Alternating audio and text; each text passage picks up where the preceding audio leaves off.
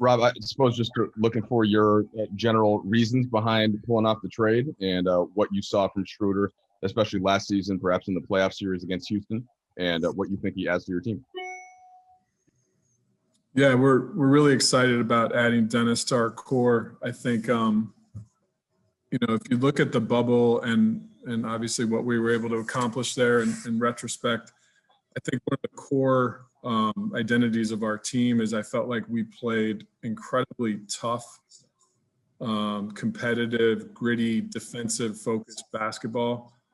And, I think that's really at the core of how Dennis plays. I think, in canvassing the league and doing research around a player like him, it comes back that Dennis is a player that other teams hate to play against, but his teammates love to play with because he has that kind of nasty tenacity, grit, and that's really at the center of how we play and how we win.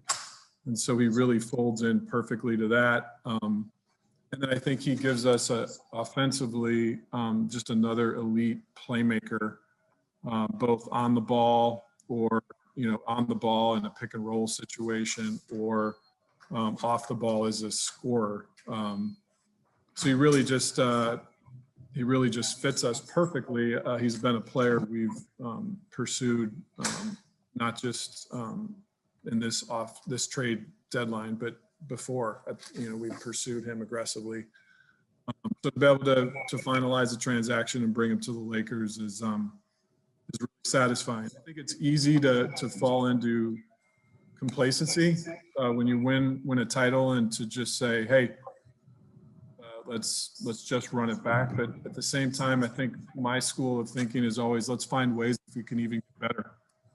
Every offseason, let's get better. And I think we never want to just settle. And I think this was an opportunity to get better.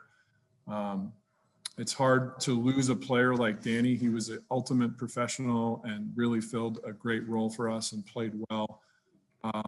But overall, we just feel like this addition of a younger player to our core and for the future was something that we couldn't pass on. Okay, we're going to go next to Kyle Goon. Hey, Rob. You mentioned yourself just now that you guys have been interested in getting Dennis Schroder, and I think we've heard that may go back a year or two. What was sort of the genesis point where you thought, hey, maybe this guy can be helpful to us, and why has it been tough to work out until this moment? Well, I think he's been a player that's been in high demand. I think that's I'm echoing. I think maybe someone's not on mute, but Dennis has been a player that has been in high demand around the league is my sense. And so I think when a player's in high demand, it's tough to trade for them and get them. I have to say that working with Sam Presti and Rob Hennigan and the Thunder was great. Those guys are both very detail-oriented, sharp individuals, and we had a lot of conversations. I think there's a misperception about trades around the league that it's, a GM picks up the phone and calls another GM and says, hey, I'll trade you this for that. That's absolutely not how trades work at all. I mean, it's usually more of a dance and more of a long-term process. Working with those guys was great. So I guess that would be my answer to your question. Okay, and now we're going to go to Dan Weike. Hey, Rob. Good to see you. How has the condensed sort of nature of this week, in terms of the trade window opening to the draft last night to whiplashing into free agency tomorrow, how has that kind of changed the way that you guys would approach sort of an off season? And then I guess in a general sense, what are some of the things you guys are looking to accomplish Friday and beyond in free agency? Yeah, I think it's important. Again, I think if you look back over the last 2 or 3 seasons, we've really wanted to stay, somewhat consistent and methodical in our approach and get lost in the work. And I think it would be really easy to fall into the trap of being reactionary when you have like a condensed system and a condensed set of dates.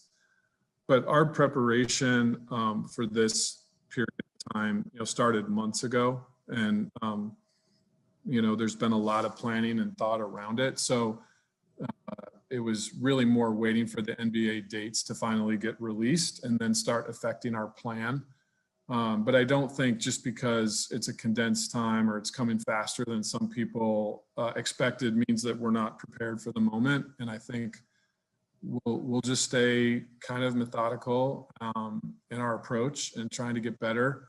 Our ultimate goal for the 2020-21 season is, of course, to defend the title. And we want to put in the work with the draft trade that we did last night, and then heading into free agency that starts on Friday, to optimize our goal to be in that position.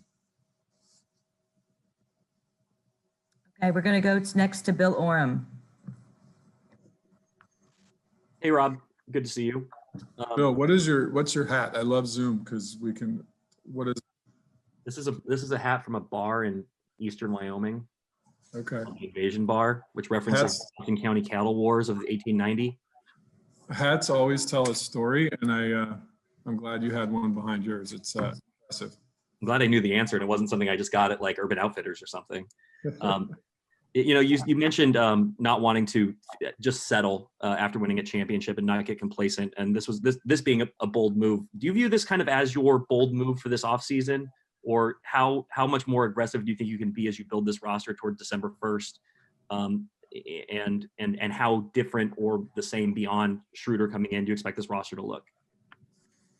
Yeah, I think in terms of whether there will be another bold move or not, I think we try to stay as fluid to a process as we can and not sort of pinning ourselves with binary decisions like that was our bold move or that wasn't, but just staying fluid because you guys know how this business is. The NBA seems to turn over every couple days with opportunities.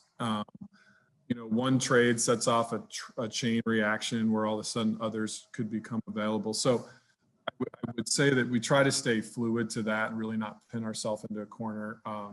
But at the fundamental sort of focus, we'd like to keep as much of our core players together to repeat as possible, because continuity is obviously incredibly important. We had, I think, one of our strong points in the bubble, and I know all of us on the call talked about this in Orlando, was just part of the mental grind and challenges of playing away from family and friends for 100 days and being in a bubble was just how we operated together. And I think the team that came out of the bubble with the trophy, I think probably in addition to having the right talent, also had just the right chemistry to survive, kind of the Lord of the Flies experiences in the bubble.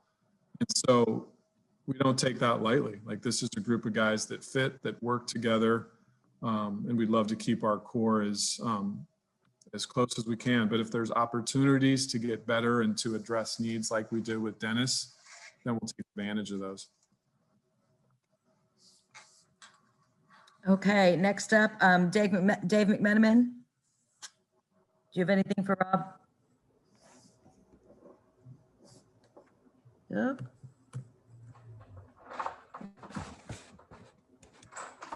Okay, we'll go on to Alan Sliwa then. Hey, Rob.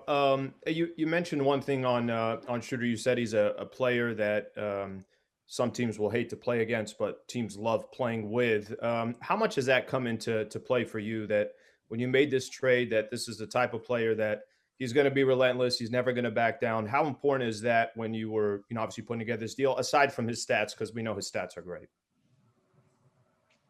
Yeah, I think the way that we built the roster last year, and it was really played out in the playoffs, was we did want to be the team that kind of played the hardest and the nastiest and with the most confidence that as any other team. And I think a lot of teams felt that way about the Heat in terms of how they played, and the Lakers and Heat obviously both ended up representing their conferences in the finals. But that's something that we want to continue.